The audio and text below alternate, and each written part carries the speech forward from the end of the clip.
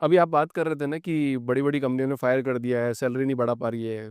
इन्फोसिस जैसी, मैं तो नाम लेता हूँ, वो तो न्यूज़ में आई थी बात ये, इन्फोसिस जैसी बड़ी टेक कंपनी को 32,000 करोड़ का जीएसटी नोटिस भेजा गया एक दिन, अगले दिन उसको रिमूव कर दिया गया। अगर किसी कंपनी को 32,000 करोड़ का जीएसटी नोटिस भेजोगे तो पहले वो टैक्स का पैसा भरेगी या फिर बच्चों की सैलरी बढ़ाएगी? यार देखिए, टैक्सेशन तो एक बहुत ही बड़ा डिबेट डिबेट है। जैसे मैं एक एनालिसिस कर रहा था, जैसे जीएसटी हमारा एक एडिशनल टैक्स होता है, तो वैसे ही मैं स्विट्ज़रलैंड, ऑस्ट्रेलिया इन सारी चीज़ों को देख रहा था कि भाई वहाँ पर क्या सीन है। अपने जो परिचित हैं उन लोगों से वार्तालाप कर रहा था ये जानने के लिए क्या है। हमारा एकमात्र देश है जिसमें ट्रिपल स्लैब है, सिर्फ़ हम इसकी बात करते हैं, अभी ट्रिपल स्लैब है, बाकी जगह पर 1 है, मैक्स 2 है, मैक्स वो भी छोटा-सा एक पड़ता है। तो ब्यूरोक्रेटिक हेसल्स तो हैं, हम उस पे डिनाई नहीं कर सकते। और बिकॉज़ आपने मुद्दा छेड़ ही दिया है, क्योंकि आपको छेड़ने में तो मज़ा आता ही है। बट आते हैं जीएसटी पे, ठीक है? पहली चीज़ तो हम ये समझिए, सिर्फ़ जीएसटी नहीं, हम ओवरऑल टैक्स सिस्टम को थोड़ा-सा इस चीज़ पे डिकोड करते हैं। तो मैंने पहला फैक्ट आपको बता दिया कि केवल 2.5 करोड़ लोग हैं जो हमारे देश में आईटीआर और ये भर रहे हैं। उसमें डिस्क्रिपेंसी देखिए। क्या आपको पता है कि हमारे देश में अगर केवल 0.5% समझिए 0.5% एग्रीकल्चरल इनकम वालों ने टैक्स देना शुरू कर दिया, क्योंकि एग्रीकल्चरल इनकम एग्जेम्प्ट होता है। जिन लोगों को नहीं पता उनको बता दें, कृषि से जो भी आपका पैसा बन रहा है, चाहे वो 1 लाख बन रहा है या 100 करोड़ बन रहा है, वो टैक्स नहीं करना पड़ेगा। हमने हमारे देश के 0.5% को टैक्स कर दिया तो 30,000 करोड़ का टैक्स आ जाएगा। हुँ। अब आप सोचो, एक जगह पे हमारे गरीब किसान सुसाइड कर रहे हैं, उनके लिए फर्टिलाइज़र का पैसा नहीं है, किसी चीज़ का पैसा नहीं है, पर फिर ये 30,000 करोड़ ले कौन रहा है? इसका भी उत्तर है। इसका उत्तर है, कुछ बड़े सेलिब्रिटीज़ हैं, कभी उनके बेटा-बेटी उनके नाम पे 13 करोड़ की ज़मीनें ले ली जाती हैं, उस पे टैक्स नहीं है कि एग्रीकल्चरल है, ये तो किसान है। पूरी दुनिया को पता है, पूरे देश को पता है। और मुझे नहीं लगता कि इन सब के चीज़ों को ट्रैक करना बड़ा मुश्किल है। आज के समय पे अगर किसी ने भी टैक्स भरा, उसका पैन नंबर आपके पास है, आप चाहो तो बहुत सारी चीज़ें पता कर सकते हैं। बट करते नहीं है। हाँ, क्योंकि टारगेट कुछ और है। तो फिर अगेन कौन पिसेगा? जो हमने बताया, जो या तो केला खाने वाले लोग या तो फिर 2 वक़्त की रोटी भी जो नहीं मिलती है। तो ये सारी चीज़ें पास ऑन होती है। अब देखिए, हम बात करते हैं अभी जीएसटी, जब हम बात करें, एक अच्छी चीज़ आई है।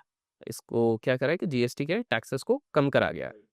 सिन टैक्सेस बढ़ा दिए गए हैं, जो मैं कहूँगा अच्छी बात है कि भाई दारू, तम्बाकू, देखो जिसको नशे की आदत है वो तो छोड़ना नहीं वाला है, सिंपल सी बात है। बट जो भी हो, कुछ लोग हो सकता है डिस्करेज हो जाएँ, 40% कर लिया है, ठीक है? और दूसरा चीज़ कर लिया है कि जो बेयर मिनिमम एसेंशियल्स होते हैं, उसपे थोड़ा-सा करा है। लेकिन अब आप ये देखो, क्या ये सही में सबको पास ऑन होगा? इसको इस तरह से समझने की हम कोशिश करते हैं। ₹100 की चीज़ थी, बेसिक मैथ्स करते हैं। ₹100 की चीज़ मान लीजिए, अभी पहले आप जीएसटी लगा के ₹100 देते थे। 18% को मैं ₹20 मानता हूँ। रफ कैलकुलेशन से आप ये, भई ये आर्यभट्टा मत समझो मेरे को, हम रफ एक आम आदमी को भी समझ में आए उसके लिए बता रहे हैं। ₹100 देते थे, मान लेते उसमें ₹20 तो जीएसटी के जा रहे थे। तो अभी ये कंपनी को एक्चुअली में जो चीज़ 80 में बेचनी थी, वो 100 में बेचनी पड़ रही थी। क्यों? क्योंकि ₹20 उसको देना पड़ेगा देना पड़ेगा। जीएसटी। अब कंपनी क्या करेगी? ₹100 की चीज़ को वो चाहे तो 95 भी तो कर सकती है।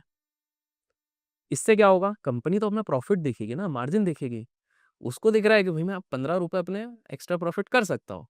₹5 डिस्काउंट भी कर दिया, क्योंकि लोग ऐसे भी खरीद रहे थे, तब भी तो खरीदेंगे।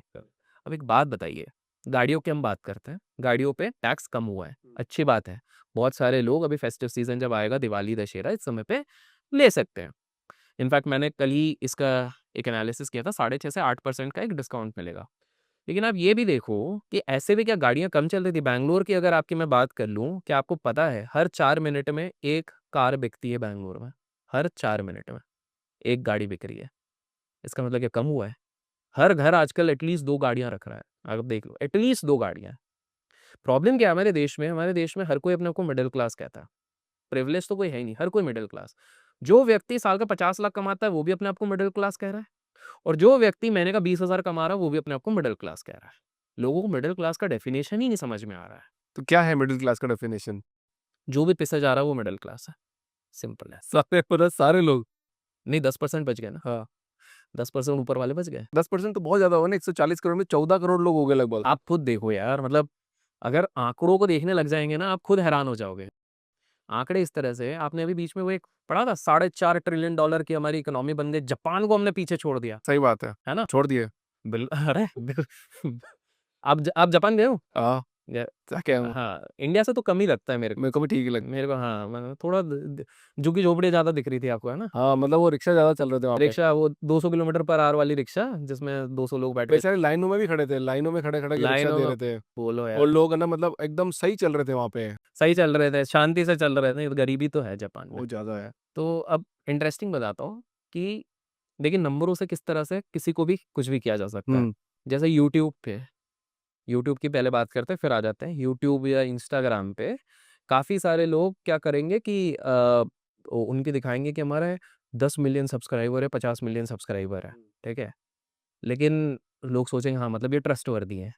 लेकिन उनको क्या पता भैया उसमें से 49 मिलियन जो होंगे या 9 मिलियन है, वो खरीदे गए हैं।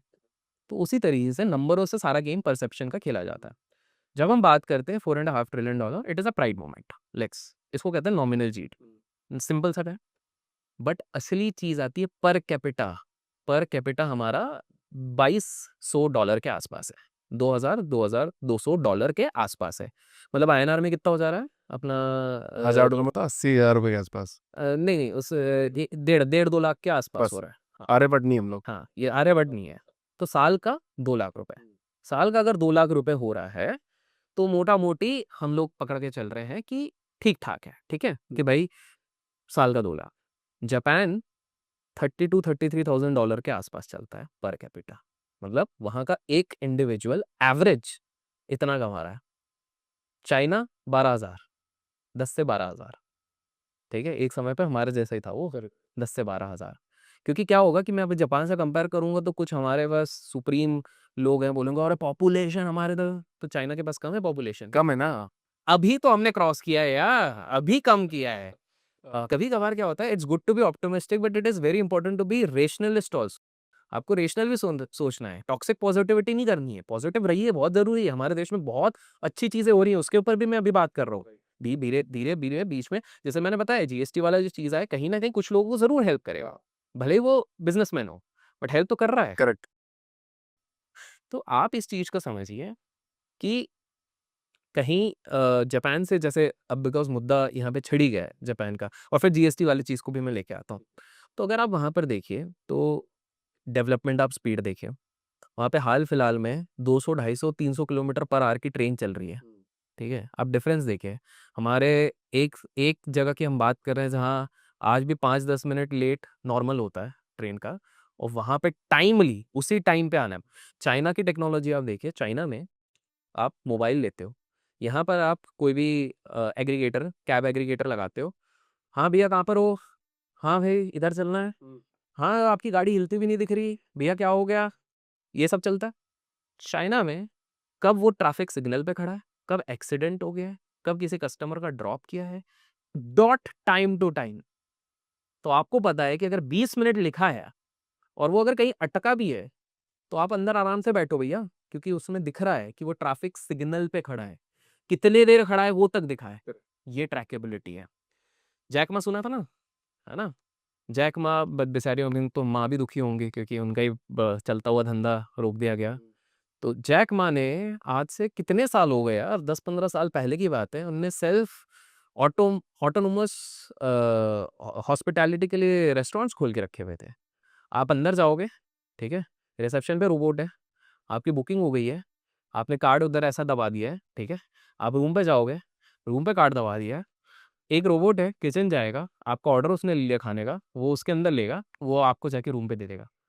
इतना आगे और हम आप सब किस पे लगे हुए हैं वो मीम पे क्या बोलता था अमेरिका देखा होगा आप लोगों ने है ना हम उसी पे अटके पड़े हुए हैं क्योंकि उसका एक रीज़न है मैं बहुत ही नॉर्मल लेकिन गहरी बात कहने वाला हूँ और आई डोंट नो कितने लोग इस चीज़ से एग्री करेंगे मेरी बात एक ही है कि पूरी दुनिया वैल्यू के पीछे दौड़ती है हमारा देश वायरलिटी के पीछे दौड़ता है दोनों में अंतर है सो अर्थ ये है कि जहाँ हमारे इधर आप सिंपल सा देखिए कंटेंट में सबसे ज़्यादा लोग किसको कंज्यूम कर रहे हैं? जो लोग ये दिखा रहे हैं कि आज मेरे घर पे हल्दी खत्म हो गई है, आज मेरे बेटे ने एक नया वीडियो गेम खरीद लिया है, आज मेरी अंडरवियर नहीं मिल रही है, उन पे 30-30, 40-40 मिलियन व्यूज़ आ जाते हैं। तो कमेंट कर देंगे लोग कौन है? कौन है पता नहीं, मेरे को भी नहीं पता, आपको पता है? कमेंट करेंगे लोग। कमेंट कर देंगे और वहीं पर अगर कोई सिखाने जाता है, तो उसके साथ मतलब हमारे देश का सबसे बढ़िया बात क्या है पता है? जो सीरियस मुद्दे होते हैं जैसे कि रेप हो गए, एजुकेशन हो गया, पॉल्यूशन हो गया, इसको लोग मज़ाक में लेते हैं और जो मज़ाक करते हैं ना उनको सीरियसली लेता है। You know if you know.